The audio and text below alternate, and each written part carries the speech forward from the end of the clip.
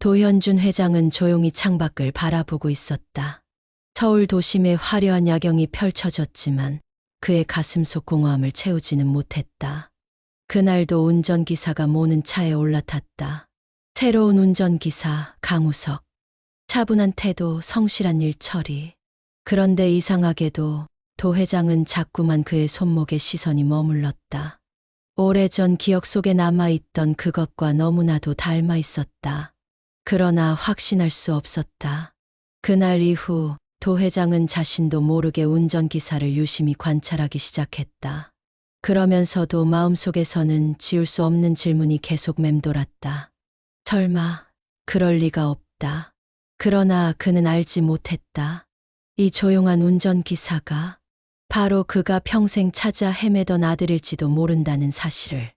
서울의 야경은 여느 때처럼 화려하게 빛나고 있었다.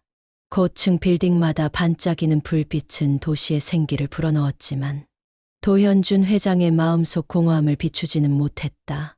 그는 대한민국을 대표하는 농기계 기업 DH 그룹의 창립자이자 회장이었다.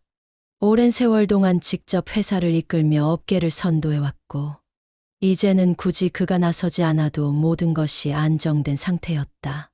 그러나 그는 여전히 이 회사를 떠나지 않았다. 모든 것을 내려놓고 편히 쉴 수 있음에도 도현준 회장은 매일같이 출근해 일을 계속했다. 직원들은 궁금해했다. 그토록 큰 성공을 거두고도 왜 여전히 바쁜 삶을 사는지, 왜 늘 회장실 창가에 서서 먼 곳을 바라보는지. 그는 누구에게도 말하지 않았다. 그가 여전히 무언가를 기다리고 있다는 것을, 혹은 무언가를 놓지 못하고 있다는 것을. 회사 안팎에서 그는 완벽한 사업가로 불렸다. 철저한 전략가이자 강한 리더십을 가진 인물. 기업을 일으켜 세우고 위기를 극복하며 승리를 거둔 인생. 수천억 원의 자산을 가진 남자. 그러나 도현준 회장 본인만은 알고 있었다. 그가 살아온 삶이 승리의 연속이 아니었음을. 그가 쌓아올린 성공의 그림자 뒤에는 절대 지울 수 없는 한 가지 사실이 존재했다. 그는 가장 소중한 것을 지키지 못했다. 수십 년이 흘렀지만 그는 여전히 그날을 잊지 못했다. 아직도 가슴속에는 해결되지 않은 후회가 남아 있었다. 고향을 떠나던 그날, 마지막으로 바라본 아들의 얼굴. 다시 돌아오겠다고, 반드시 성공해서 가족을 지키겠다고 다짐했지만 그가 돌아왔을 때는 아무도 남아있지 않았다. 그가 원했던 것은 돈이 아니었다. 성공도 명예도 아니었다. 그가 진정으로 원했던 것은 가족이었다. 그러나 세상은 그의 아픔을 알지 못했다. 사람들은 그를 성공한 사업가라 불렀고 그가 얼마나 많은 것을 잃었는지는 아무도 묻지 않았다. 그리고 그날 도현준 회장은 또다시 창밖을 바라보며 생각했다.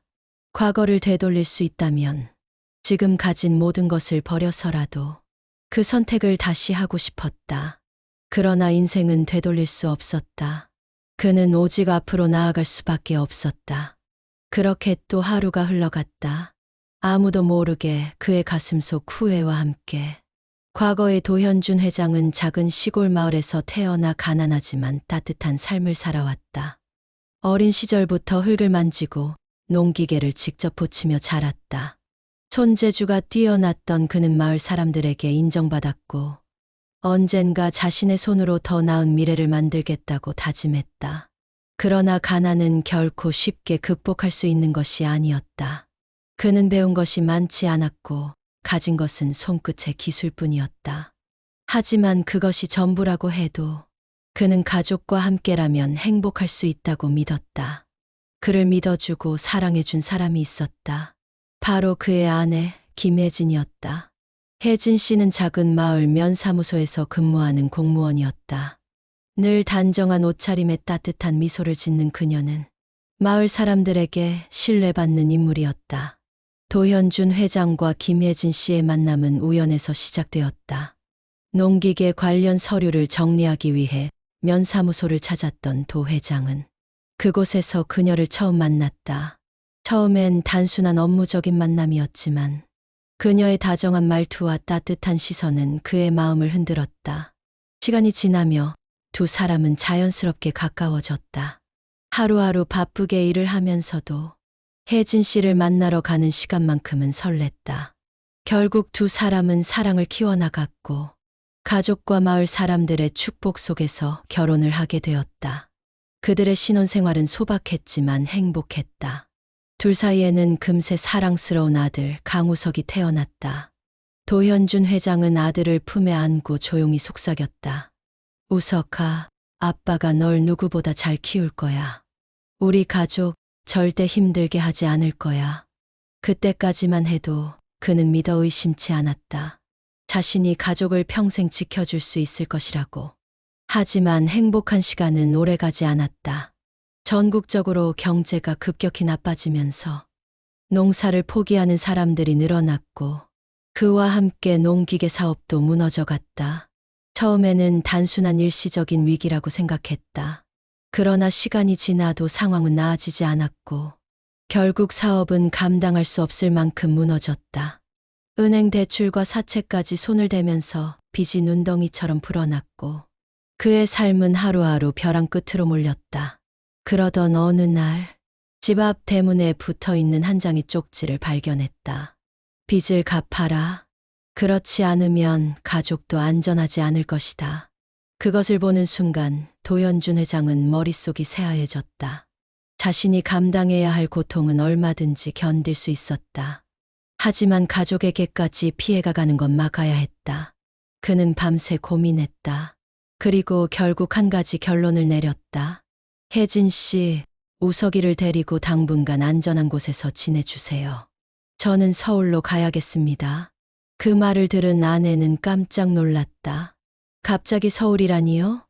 우리가 함께 버티면 이겨낼 수 있어요. 당신 혼자 가면 어쩌려고 하세요? 도현준 회장은 애써 냉정한 얼굴로 고개를 저었다. 더 이상 방법이 없습니다. 제가 어떻게든 다시 돈을 벌어서 돌아와야 해요. 당신과 우석이까지 위험에 빠뜨릴 순 없습니다. 혜진 씨는 끝까지 붙잡았지만 그의 결심은 단단했다. 그는 마지막으로 아들을 품에 안고 조용히 속삭였다. 아빠, 꼭 성공해서 돌아올게. 조금만 기다려. 강우석은 아무것도 모른 채 아버지의 품에서 해맑게 웃고 있었다. 그러나 도현준 회장은 알았다. 이 순간이 아들과 나누는 마지막 웃음이 될 수도 있다는 걸. 그렇게 도현준 회장은 가슴이 찢어지는 듯한 아픔을 안고 가족을 남겨둔 채 서울로 떠났다. 그것이 모든 비극의 시작이 될 줄은 모른 채. 서울에서의 삶은 혹독했다. 농기계를 다룰 줄 아는 기술을 이용해 영업을 시작했지만 한때 사장이었던 그는 이제 문전박대를 당하는 영업사원으로 변해 있었다. 배고픔과 추위를 견디며 단 하루도 쉬지 않고 일했다. 그리고 마침내 그는 사업을 다시 일으켰다. 그러나 10년이 지나 고향으로 돌아왔을 때 그곳에는 아무도 없었다. 아내는 병으로 세상을 떠났고 아들은 행방불명이었다. 우석이는 어디 있습니까? 그러나 돌아온 대답은 단 하나뿐이었다. 모릅니다. 아무도 모릅니다. 그때 그는 깨달았다. 가장 소중한 것을 지키지 못했다는 것을. 돈과 성공이 무슨 의미가 있을까? 그가 정말 원했던 것은 단 하나, 아들이었다. 그날 이후 그는 전국을 돌아다니며 아들을 찾아다녔다. 그러나 단서조차 찾을 수 없었다. 그렇게 또다시 20년이 흘렀다. 회장님, 이동 준비되었습니다. 도현준 회장은 새로운 운전기사가 채용되었다는 보고를 받았을 때 크게 신경 쓰지 않았다. 그에게 운전기사는 단순히 업무 수행을 돕는 직원 중 한 명일 뿐이었다. 운전기사가 몇 번이고 바뀌었지만 그는 단 한 번도 관심을 가진 적이 없었다. 그러나 이번만큼은 달랐다. 처음 마주한 운전기사 강우석은 어딘가 특별해 보였다. 깔끔한 인상, 단정한 복장, 그리고 과묵한 태도. 필요 이상의 말을 하지 않으며 맡은 바 임무를 조용히 수행하는 사람이었다. 그는 늘 조용히 운전석에 앉아 있었다. 도 회장이 차에 타면 간단한 인사만 건넬 뿐 먼저 말을 거는 법이 없었다. 처음에는 단순한 성격 차이라고 생각했다. 그러나 시간이 흐를수록 도 회장은 자신도 모르게 강우석을 유심히 바라보고 있었다. 그의 손동작, 운전하는 습관, 무심코 내뱉는 짧은 한마디. 어딘가 익숙한 느낌이 들었다. 마치 오래전 어디선가 본 적 있는 사람처럼. 그러나 아무리 기억을 떠올려 보아도 명확한 답은 나오지 않았다. 그렇기에 그는 마음 한쪽에서 의문을 품으면서도 굳이 깊이 생각하지 않으려 했다. 그런데 어느 날이었다. 도현준 회장은 미팅을 마치고 차로 돌아오던 중 우연히 강우석이 소매를 걷는 모습을 보게 되었다. 그 순간 그의 시선이 한 곳에 멈추었다. 강우석의 오른쪽 손목. 거기에는 오랜 시간 흉터로 남아있는 깊은 상처가 있었다. 오래전에 다친 흔적처럼 보였다. 그 순간 도현준 회장의 머릿속에 아주 오래전 기억이 떠올랐다. 아들이 5살이 되던 해였다. 비가 오던 날 어린 강우석은 마당에서 뛰어놀다가 넘어졌고 깨진 화분 조각에 손목을 베었다. 그때 피를 보고 겁에 질린 아들은 엉엉 울었고 그를 품에 안고 병원으로 뛰어갔던 기억이 아직도 생생했다. 그날 의사는 말했다. 상처가 깊어 흉터로 남을 수도 있습니다. 그 뒤로도 도현준 회장은 몇 번이고 아들의 손목을 바라보며 미안한 마음을 가졌다. 그 작은 손을 잡아주며 다신 다치지 않게 해줄게 라고 다짐했던 기억이 아직도 남아 있었다. 그런데 지금 눈앞에 있는 운전기사의 손목에 그 상처와 너무나도 닮은 흉터가 남아 있었다. 그는 순간 숨을 삼켰다. 설마 아닐 것이다. 하지만 묘한 떨림이 가슴속 깊은 곳에서부터 밀려왔다. 그날 이후 도현준 회장은 자신도 모르게 강우석을 더 주의 깊게 지켜보기 시작했다. 단순한 직원을 바라보는 것이 아니라 어떤 확인할 수 없는 의심과 기대감을 가지고. 그러나 그는 아직 질문하지 못했다. 지금 당장 자신의 불안과 의심을 확인할 용기가 없었다. 그렇게 또 한 달이 흘러갔다. 그러나 그 의문은 쉽게 사라지지 않았다.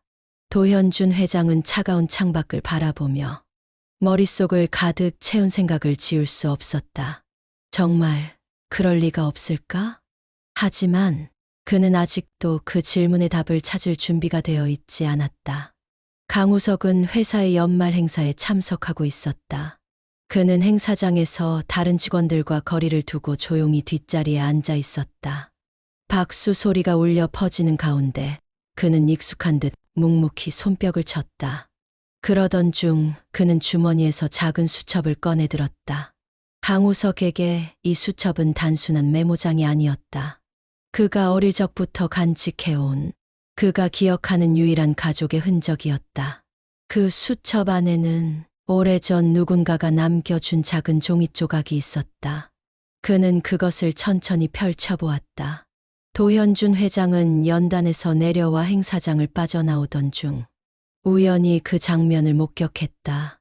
그의 시선은 자연스럽게 강우석이 들고 있는 종이 조각으로 향했다. 그리고 순간 그의 발걸음이 멈췄다. 그 종이에 적힌 글씨. 그것은 너무도 익숙한 필체였다. 조금씩 다가가며 자세히 들여다본 순간 도현준 회장은 숨을 삼켰다. 우석아, 이걸 보고 있다면 아빠는 널 찾고 있을 거야. 그 글씨는 다름 아닌 자신이 20년 전 직접 쓴 글이었다. 그는 그 순간 강우석이 누구인지 확신할 수 있었다. 그러나 그는 아직 말을 꺼낼 수 없었다. 마음속에서 벼락 같은 감정이 몰아쳤다. 확신, 후회, 안도, 그리고 두려움. 그는 믿고 싶으면서도 동시에 두려웠다. 이 사람이 정말 내 아들이 맞을까? 그가 여전히 기억하는 그 아이가 이렇게 성장해 지금 자신의 눈앞에 서 있는 것일까? 도현준 회장은 깊은 숨을 들이마셨다. 그리고 조용히 걸어가 강우석의 맞은편 자리에 앉았다. 그는 잠시 망설였지만 마침내 조용한 목소리로 입을 열었다. 강우석 씨. 강우석이 고개를 들었다. 처음으로 두 사람의 시선이 정면으로 마주쳤다. 혹시 어머니 성함이? 강우석은 짧은 침묵을 가졌다. 그러다 낮고 담담한 목소리로 대답했다. 김혜진입니다. 그 말을 듣는 순간 도현준 회장은 숨을 삼켰다. 이름이 같다는 것만으로 모든 것을 단정할 수는 없었다. 하지만 그가 이제까지 발견한 모든 조각들이 맞물리기 시작했다. 그는 다시 한번 강우석의 손목을 바라보았다. 그 흉터, 그 눈빛, 그 익숙한 말투와 분위기. 더 이상 의심할 필요가 없었다. 그러나 그 순간 도현준 회장은 눈앞이 흐려지는 것을 느꼈다. 오랫동안 찾아 헤맸던 아들이 지금 바로 코앞에 있는데 그를 한눈에 알아보지 못한 자신이 한없이 미웠다. 우석아. 그는 마침내 자신의 오랜 그리움과 후회를 담아 아들의 이름을 불렀다. 강우석은 당황한 듯 도현준 회장을 바라보았다. 회장님 방금 뭐라고 하셨습니까? 그러나 도현준 회장은 아무 말도 하지 못한 채 그를 바라보며 눈물을 흘리기 시작했다.